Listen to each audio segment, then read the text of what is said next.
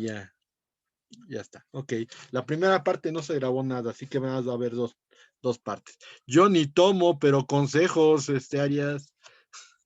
Yo ni tomo, ajá. Si nada más vea la carita que tiene en su foto, mejor ponga su cámara.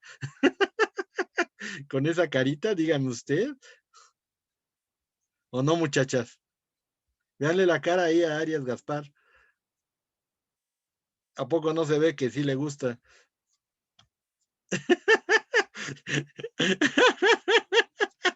Y dice Vargas Cruz, confirmo, ¿eh? Ay, muchachos, son estudiantes y todos andamos, si todos fuimos estudiantes alguna vez, a usted ya no les tocó el estacionamiento, pero en el estacionamiento se veían cada cosa. En fin, ok, Aria Gaspar dice, doy fe. Ay, traicionando, pausa, Todavía traicionando a se la siguen viendo, bandita. profe. Sí, claro, pues yo los conecto en Face y me tienen que llegar las notificaciones del Facebook y desgraciadamente nada más llega el viernesitos en la tarde y ya ponen, ¿dónde va a ser la fiesta? ¿Dónde va a estar? Pues oigan, pues es lógico. Ya no hay COVID, otro, Rayón. Ay, Rayón, ya no hay COVID. Y todos los que se murieron y los que están muriendo ahorita, y aparte hay gente con COVID en esto, no sea usted, el COVID es mental, ajá, no me ponga mal porque aquí hay gente que tuvo COVID o que ha tenido COVID o que tiene COVID en estos momentos. Entonces, por favor, empiecen a, ahora sí, sí es broma, pues El tranquilos, COVID es tan señores. cierto como los 5 que van a ver este semestre. Pues sí, como tantos que va a haber reprobados así. Y no van a poder decir, es que fue el COVID. No, no, no, señores. Bueno, ya vamos a dejarnos de esto, vamos a meternos en nuestra situación. ¿Ok? Si yo, miren, pues con todo y todo, sigo con mis problemas de tos. Ya no tengo fiebre, ya no tengo malestar, pero tengo tos y no se me quita. A ver, déjenme ver, voy a tener que mover aquí para empezar a buscar mi PowerPoint. A ver.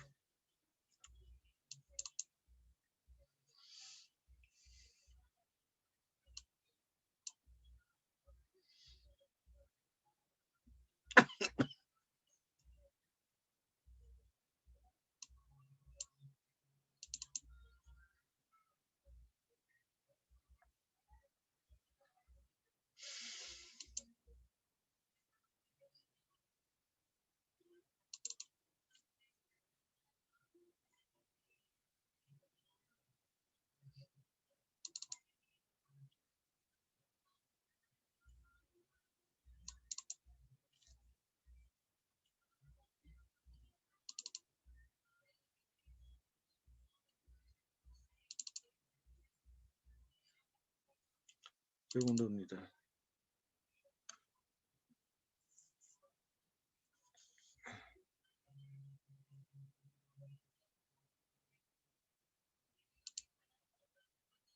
Ya está.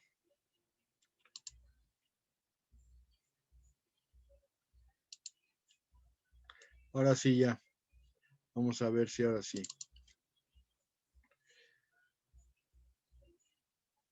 Ok, compartir. Les recuerdo que mañana a las 9 de la mañana hay conferencia con Jorge Loyo, ¿eh? Entonces, por favor, ahí se los encargo. Y tienen en este caso, para los que no hicieron el comentario de lo del maestro Mario ayer, pues tienen 2 conferencias, así que sería muy interesante que las manejaran, ¿ok? Bueno, ya aquí están, los paso para este lado, voy a convertir, ya está, ok, ahora lo voy a pasar de este lado porque no me funciona así, ok, vamos a ver dónde está ok, como ustedes saben, Fuentes del Derecho deviene de una cita textual que hace Eduardo García Maínez en su libro Introducción al Estudio del Derecho sobre manejo que a la idea de fuente le da un autor francés, el cual se dice que es fuente del derecho porque de ahí emana el derecho. Y de acuerdo con esa figura, pues resulta ser que hay tres tipos de fuentes: fuentes reales, fuentes formales y fuentes históricas. Esta circunstancia va a ser fundamental para entender el derecho internacional privado tiene, entre otras cuestiones, fuentes nacionales y fuentes internacionales. Me voy a regresar tantito para explicar. Fuentes reales son todos aquellos factores que se utilizan para la creación de normas. Dijimos en su momento que puede haber factores económicos, políticos, sociales o incluso hasta culturales. Y esos van a formar el contenido de las normas jurídicas en un estado determinado. Formales son todos aquellos procesos de creación de la norma jurídica y que podemos hablar, entre otros procesos, pues en la legislación, la costumbre, la jurisprudencia, entre otros.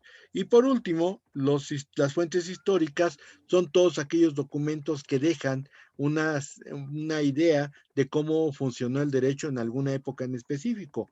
Cualquier documento, estela, piedra, papiro o cualquier otra cosa que haya sido utilizada para plasmar una norma jurídica, se considera que es una fuente histórica del derecho. Y siempre y cuando exista un antecedente de que esa ley estuvo en vigor en algún momento. El Código de Hammurabi, que es una piedra, pues es una fuente del derecho porque se han hecho estudios sobre ese código y hay derecho que estuvo vigente en su momento. Y así podemos hablar de la ley de las 12 tablas, que se acuérdense que la ley de las 12 tablas se hizo en tablillas de arcilla y obviamente esa ley de las 12 tablas también fue derecho vigente, también es fuente histórica. Cualquier documento que contenga una ley que estuvo en vigor en cierto momento se va a considerar como si fuera una fuente histórica. Ahora sí, en las fuentes nacionales e internacionales del derecho, pues vamos a las nacionales. Y en las fuentes nacionales tenemos a la legislación o al proceso legislativo, que es el proceso para crear una norma jurídica en México. Tenemos como segundo punto la jurisprudencia, tenemos como tercer punto la costumbre, cuarto la doctrina y quinto los principios generales del derecho. Vamos a ir con la primera. El proceso legislativo o legislación es el conjunto de pasos para crear una norma jurídica. Y en virtud de esto, lo que tenemos que hablar sobre precisamente el proceso legislativo es que consta de los siguientes pasos: iniciativa, discusión, aprobación, sanción, publicación e iniciación de la vigencia. O sea, iniciativa, discusión, aprobación, sanción, publicación e iniciación de la vigencia. Esos son los diversos pasos que tiene el proceso legislativo. Vayamos con el primero. La iniciativa. ¿Qué es la iniciativa? La iniciativa es presentar un proyecto de ley que va a ser discutido para poder dar lugar a la creación del derecho. Esta facultad que se tiene para emitir un proyecto de ley la tiene el presidente de la República. El presidente de la República tiene la facultad de poder emitir iniciativas, pero no solamente eso, sino que el presidente de la República tiene derecho a emitir cada inicio de periodo de sesiones, principalmente de septiembre, tiene derecho a decidir dos iniciativas preferentes. ¿Qué quiere decir esta iniciativa preferente? Que son iniciativas que van a poder, se van a poder discutir con exclusividad o digamos de manera preferente, que se tienen que discutirse primero antes que otra cosa en el Congreso de la Unión. Estas dos iniciativas preferentes del Poder Ejecutivo, pues se van a discutir antes que cualquier otra y se tendrá que resolver precisamente en ese periodo ordinario de sesiones. Esas son las iniciativas preferentes. Solamente el presidente Peña Nieto ha hecho uso de este derecho que tiene el presidente de 2 iniciativas preferentes y las utilizó precisamente para la reforma energética y para la reforma educativa. Y son la única vez que se han discutido esas iniciativas preferentes. No dudo que haya habido alguna otra más en algún periodo de sesiones, pero después de esas iniciativas preferentes, técnicamente ningún presidente ha hecho uso de de este derecho, y la verdad es que se han quedado en meta muerta y podría ser muy útiles para muchos asuntos que todavía faltan en el país. Pero también pueden ser promotores de iniciativa el propio poder legislativo, ya sea el presidente de la Cámara de Senadores o el presidente de la Cámara de Diputados. Así las cosas, cuando se discute una iniciativa del Poder Legislativo, se tiene que presentar ante el presidente de ambas cámaras y ese presidente de ambas cámaras podrá remitirla para discusión en el Pleno.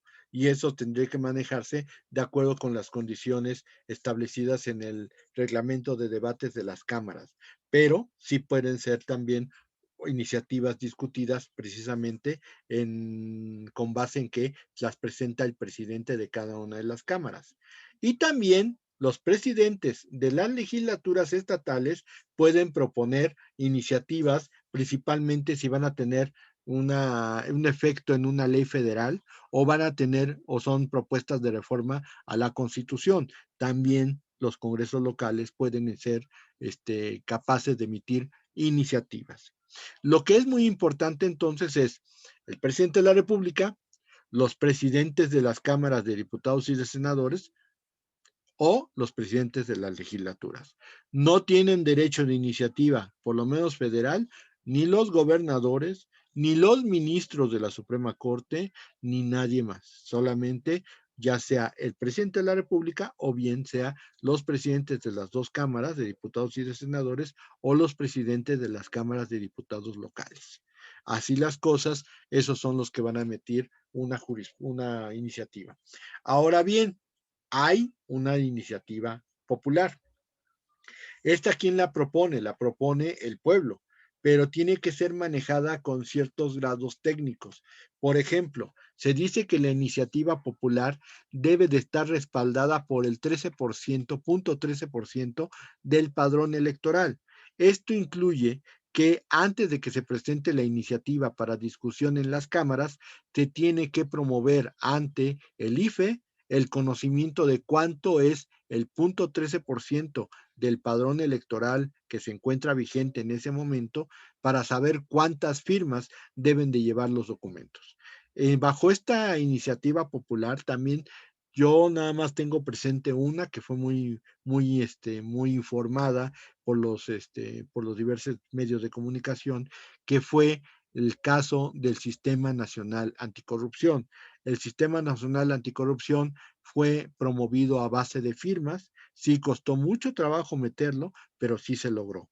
Y el problema fue que aunque la iniciativa popular se manejó de acuerdo con los lineamientos que la propia Constitución establece para la iniciativa popular, debemos de recordar que lamentablemente en el concurso de la discusión se cambió completamente el proyecto y lo que se aprobó como el Sistema Nacional Anticorrupción no fue ni con mucho la iniciativa popular inicial, o sea, la original nunca fue. O sea, se discutieron otras cosas y se terminó eligiendo una iniciativa popular que desgraciadamente ya ni siquiera era la popular, sino que fue una que fue enmendada por los propios legisladores y a final de cuentas el Sistema Nacional Anticorrupción se aprobó, pero con base en las correcciones que le hicieron a esa iniciativa popular los miembros de las cámaras de diputados y de senadores.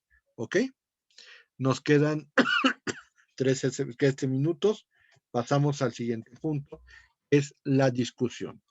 En la discusión es cuando se debate el contenido de la iniciativa. Y aquí hay que recordar que de acuerdo con la propia Constitución, no existe una cámara de origen establecida ni tampoco una cámara revisora establecida. Dicho de otra forma, cuando no se manejan situaciones relacionadas con los artículos 73, el artículo 74 o el artículo 76, que son cuestiones muy específicas, realmente puede ser cámara de origen la de senadores y cámara revisora la de diputados, o puede ser viceversa, cámara de origen la de diputados y la cámara revisora la de senadores. Solamente en los establecidos en el artículo 74 constitucional estamos hablando de impuestos, estamos hablando de declaración de guerra, estamos hablando de movimiento de tropas, estamos hablando de cualquier tipo de situación relacionada con ingresos o con la de seguridad nacional, de acuerdo con la propia Constitución, en esos casos que están establecidos en el artículo 74 constitucional, primero se tienen que discutir en la Cámara de Senadores, digo de Diputados, y después en la Cámara de Senadores. Dicho de otra forma, el artículo 74 establece casos específicos donde la Cámara de origen será siempre la de diputados y la Cámara revisora será siempre la de senadores. Pero de ahí en fuera no hay ninguna distinción. Salvo lo del 74, se pueden discutir indistintamente cualquiera de las dos cámaras. Ahora bien, el artículo 76 constitucional habla de las facultades exclusivas del Senado. Y ante esas facultades exclusivas del Senado, solamente el Senado puede llevar a cabo esos actos. Por lo tanto, ahí no hay ni cámara revisora ni cámara de origen. Pero bueno, la idea de la discusión es que se debata el contenido de la iniciativa para ver si se aprueba o no se aprueba. A continuación, tenemos la aprobación. Es el acto donde las cámaras dan su visto bueno para el contenido de la iniciativa y se pasa al presidente para su aprobación. Técnicamente hay dos tipos de aprobación. La de 2/3 partes de miembros presentes y votantes, que se considera para aquellas situaciones de tipo federal o bien constitucional, en donde se tienen que votar las 2/3 partes, de acuerdo con la propia Constitución, o de simple mayoría. Hay muchas leyes que se pueden aprobar con simple mayoría, siempre y cuando no estén contenidas en el artículo 73 constitucional. De ahí en fuera, todas las demás, pues se tienen que discutir con 2/3 partes de los miembros presentes y votantes. Así las cosas, pues entonces el manejo de la aprobación, pues estaríamos hablando de que con como con 127, 28 senadores, no, con 128 diputados, si es que se hizo el quórum de un 50% más uno, se puede aprobar una ley, porque son de 2/3 partes de los miembros presentes y votantes. Basta con que se abra quórum y entonces ya se empiezan a contar las 2/3 partes. O en el caso de los senadores, con 65, 66 senadores ya se tiene la facultad de poder establecer alguna otra cuestión relacionada con la aprobación de las iniciativas. A continuación tenemos la sanción. La sanción en términos normales es la aprobación del Ejecutivo al contenido de la iniciativa de ley aprobada por el Congreso. Aquí tenemos que reflexionar un poquito. ¿Por qué? Porque la sanción no es una pena en este sentido. De acuerdo a lo que estamos estudiando, sanción no es castigo. La sanción es la aprobación del Ejecutivo al contenido de la iniciativa de ley. Pero, como todos ustedes saben, existe la posibilidad de que el presidente pueda emitir un derecho de veto. Ese derecho de veto se tiene que ejercitar en 30 días naturales, a partir del momento en que se emitió la aprobación por parte del Congreso, y entonces el presidente lo que puede hacer es hacerle observaciones al contenido de la iniciativa aprobada y regresarla para su discusión principalmente a la Cámara de Origen. Sin embargo, pues existen dos circunstancias. Otra, que una vez regresada la iniciativa, se vuelva a aprobar prácticamente en los mismos términos o con las mismas aprobaciones, con las mismas correcciones que le hizo el Ejecutivo. Y entonces, si vuelve el Ejecutivo a vetar, Entonces, técnicamente, esa iniciativa no puede volver a discutirse en este mismo periodo de sesiones. Tendremos que esperar hasta el siguiente para poder llevar a cabo la discusión de esa iniciativa de ley. Pero también existe el problema de que si no veta, si pasan esos 30 días naturales que tiene para vetar y no veta, técnicamente el Congreso tiene la facultad de hacer que el Ejecutivo publique la ley en términos de lo que ellos aprobaron. De tal modo que, pues, de alguna forma, lo que le está diciendo el Congreso al presidente es, si tienes alguna observación, hazla. Y si no, pues se va a aprobar y se va a salir, se va a publicar la ley porque te vamos a forzar a hacerlo. Ahí sí existe por parte del Congreso una facultad, digamos, coaccionante ante el presidente de la República de que si no veta, pues se tiene que aprobar el contenido de la iniciativa en términos de lo que aprobó el Congreso. Y ahí sí está permitido por la propia Constitución. Ahora bien, una vez que el presidente sancione o no sancione, pero en el caso que estamos comentando, que ya pasaron los 30 días para ejercer el derecho de veto, entonces pasamos a la última parte establecida en la Constitución, la publicación. La publicación consiste en dar a conocer la ley a los ciudadanos y se puede hacer por medio de el Diario Oficial de la Federación o bien, si es de importancia estatal, a través de las gacetas estatales, que son los periódicos oficiales de los estados o de las entidades federativas en donde se van a contener las leyes aprobadas. Eso es la forma en que se va a publicar y obviamente, de acuerdo con lo establecido por la propia Constitución y aparte con el Código Civil Federal, que la siguiente etapa no viene en la Constitución, viene en el Código Civil Federal, artículos 3 y 4, nos dice que las leyes van a iniciar su vigencia a partir del día siguiente al de su publicación, salvo que venga alguna expresión en contra. Es decir, si la propia ley dice que se va a iniciar la vigencia dentro de 3 meses, pues tendremos que esperar 3 meses, pero lo lógico es que si no dice nada, se presume que es un día más, es un día después de la publicación que ya inicia su vigencia. De acuerdo con estos sistemas de iniciación de la vigencia, decimos que hay dos. El sistema sucesivo, que es que se publique en el diario oficial, al día siguiente empieza su vigor, principalmente en el Distrito Federal, y a partir de cada 40 kilómetros o fracción que exceda de la mitad, se tiene que agregar un día más. Eso se va a cumplimentar cuando lleguen todos los días y todas las distancias la ley a cumplimiento en todo el territorio nacional. Y eso puede tardarse mucho. Obvio, esto era cuando en México teníamos problemas para podernos comunicar. Hoy que las comunicaciones son tan rápidas y tan sencillas, es muy difícil que se siga dando un sistema sucesivo. Y entonces, ¿qué pasa? Técnicamente, casi todas las leyes tienen un sistema sincrónico. ¿Esto qué quiere decir? Que se va a cumplir en todo el país un día específico.